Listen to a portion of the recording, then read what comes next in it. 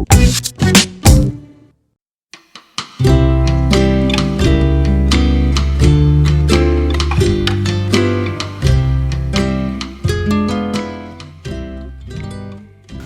Jokowi mengatakan bahwa negara kita tidak sedang baik-baik saja.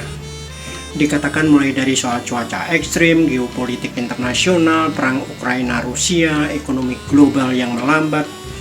Senyampang itu dikatakan pula soal bonus demografi Indonesia emas tahun 2045 dan kesempatan yang hanya datang 100 tahun sekali. Tetapi yang muncul kemudian adalah sinyalemen politiknya yang memilih Prabowo Subianto dan Gibran Rakabuming Raka sebagai capres-cawapres yang didukungnya untuk menjawab itu semua.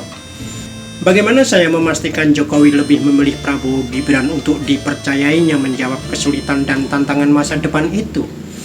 Karena ia sendiri sebagai kader PDI Perjuangan pemegang kartu tanda anggota PDIP, di mana ia diperjuangkan dan difasilitasi karir politiknya melalui PDIP, tetapi ia tidak tegak lurus sebagaimana perintah ketua umumnya, di mana partai itu telah memutuskan memajukan capres Ganjar Pranowo.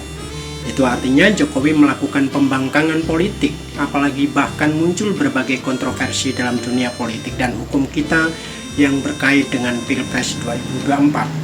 Sebenarnya mengenai siapapun dari rakyat jelantah hingga jenderal botak maupun gundul mau memilih dan mendukung capres manapun, terserah saja, itu hak individu dan hak politik masing-masing. Tetapi dalam demokrasi ada nomokrasi, ada aturan, ada sistem yang dibangun, ada mekanisme, ada undang-undang dan seterusnya. Di dalamnya pula terkandung apa yang disebut dengan nilai-nilai moral dan nilai-nilai etik.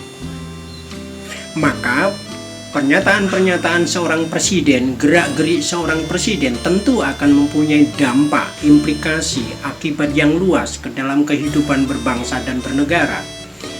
Kekacauan yang terjadi sekarang ini misalnya termasuk berbagai bentuk ekspresi politik masyarakat awam dan masyarakat kampus adalah contohnya. Presiden Jokowi menjadi bagian pecatu polarisasi semakin menguat atau melebar di masyarakat. Kenapa? Karena mengapa dalam kapasitasnya yang berada dalam puncak kekuasaan kepemimpinan nasional, Jokowi melibatkan diri dalam preferensi politik yang bersifat partisan. Sesuatu yang dalam psikologi politik dan sosiologi politik akan berdampak terhadap perilaku politik yang ambigu, paradoksal, serta kontraproduktif. Di situ dengan berbagai instrumen politik serta kekuasaan yang melekat pada dirinya, Jokowi akan memberikan preferensi politik yang bias, tidak netral, sehingga terjadilah apa yang disebut abuse of power.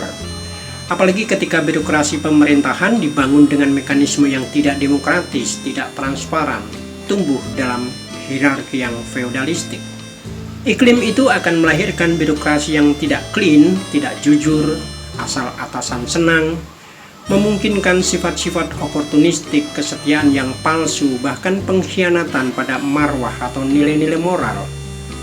Untuk apa ini semua? Mengapa Jokowi melakukan gerak-gerik politik seperti yang telah ditunjukkan akhir-akhir ini? Apakah karena Jokowi sangat yakin bahwa dengan cara yang ditempuhnya Indonesia akan jaya mencapai Indonesia emas di tahun 2045? Benarkah?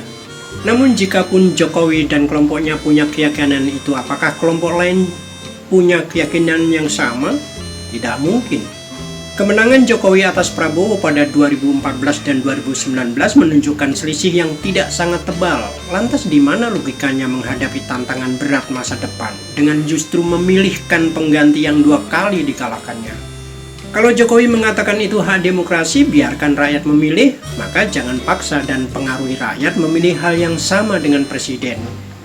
Karena dalam one man one vote, nilai suara presiden sama dengan nilai suara satu orang rakyat jelantah. Kalau presiden cuma 1 suara, rakyat jelantah jumlahnya 200-an juta lebih yang mempunyai hak pilih dalam Pilpres 2024. Di situ jika kita percaya lembaga survei, tingkat elektabilitas Anies Baswedan dan Ganjar Pranowo sampai menjelang pelaksanaan Pilpres menunjukkan masih berimbang, naik turun antara yang sama dan yang berbeda dengan pilihan pribadi Presiden Jokowi.